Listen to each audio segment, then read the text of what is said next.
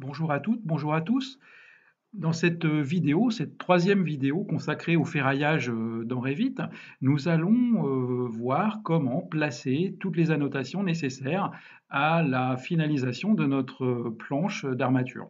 Donc dans les précédentes vidéos, nous avons vu comment créer un volume in situ, donc pour réaliser ce muret. Ensuite, dans la seconde vidéo, bon, après avoir fait la mise en page, on a vu comment créer notre cage d'armature, armature longitudinale, armature transversale, répartition, c'est un jeu d'armature. Et maintenant, nous allons habiller cette planche. Alors, je vais commencer tout simplement en affichant la vue de droite ici. Je vais me placer dans le ruban Annoter pour aller chercher les étiquettes d'armature. Alors, les étiquettes, hein, dans Revit, c'est très simple. On peut ici accéder aux bibliothèques chargées pour chacune des catégories. Et on retrouve ici, pour la catégorie armature à béton, hein, on retrouve une étiquette qui est en l'occurrence fournie par Gretec à travers son Power Pack.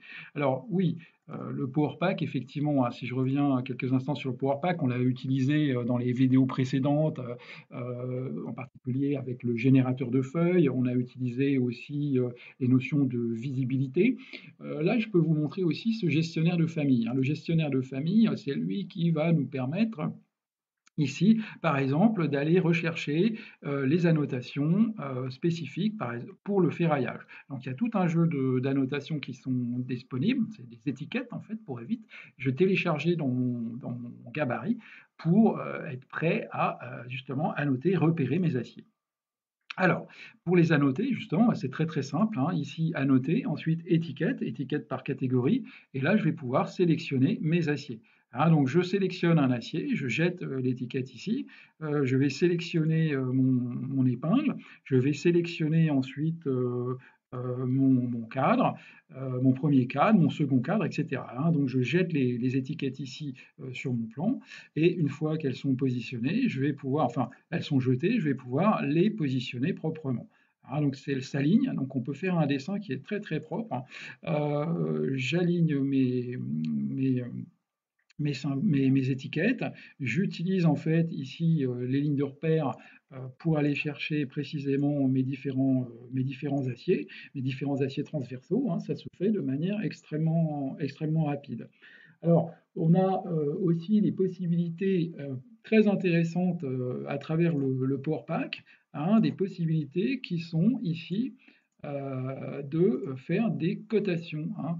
Ici, par exemple, si je sélectionne le lit inférieur, comme ceci, je sélectionne le lit inférieur, je vais pouvoir placer en fait les cotations de ce lit inférieur. Alors l'étiquette est là, hein, je viens la sélectionner, la déplacer, par exemple ici, hein, je vais la placer et je vais l'aligner sur les étiquettes déjà positionnées.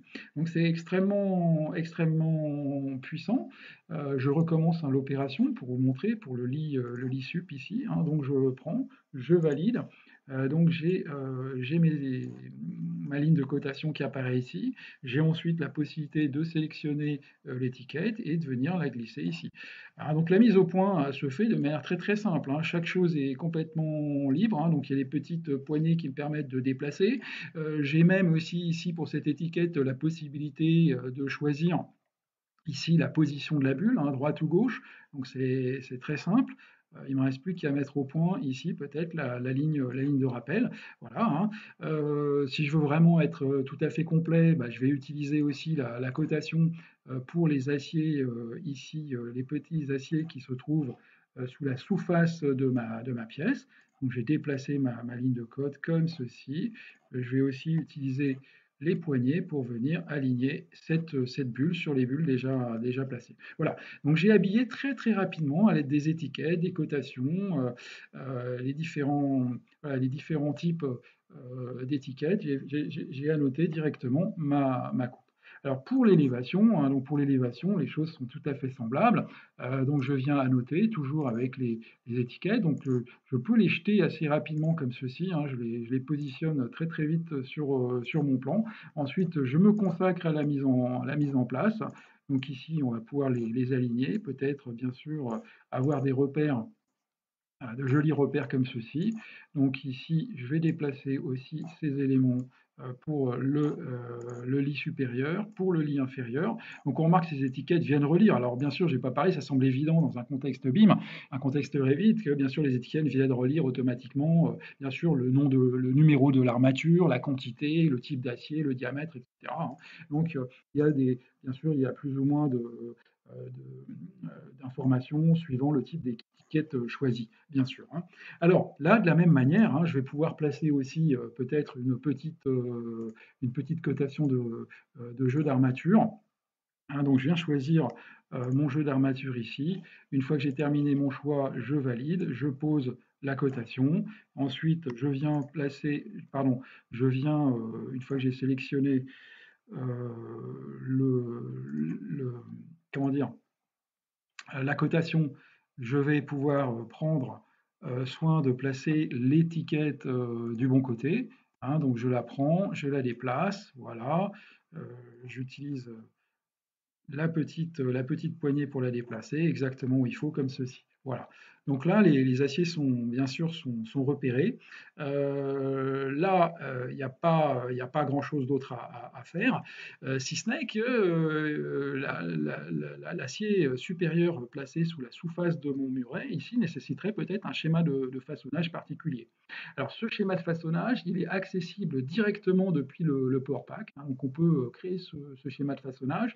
La seule précaution à prendre, c'est peut-être ici de vérifier que la zone cadrée n'est pas trop pétrifiée autour de ma pièce pour pouvoir effectivement avoir la visibilité du schéma que je vais placer. Donc, une fois que j'ai décidé de cette zone cadrée ici, donc je peux aller chercher le schéma, donc sélectionner mon acier, terminer donc la sélection ici. Donc l'acier se positionne ici et je vais pouvoir, bien sûr, le déplacer par exemple, à proximité de ma pièce, comme ceci. Donc le schéma est accompagné aussi d'un petit repère qui rappelle bien sûr le numéro de l'acier, la quantité et la longueur développée de l'acier. Voilà. Donc si à ce stade-là, je regarde maintenant la feuille, donc on a une feuille maintenant complètement renseignée au niveau des armatures sur les différentes vues. Donc c'est complété avec la vue 3D.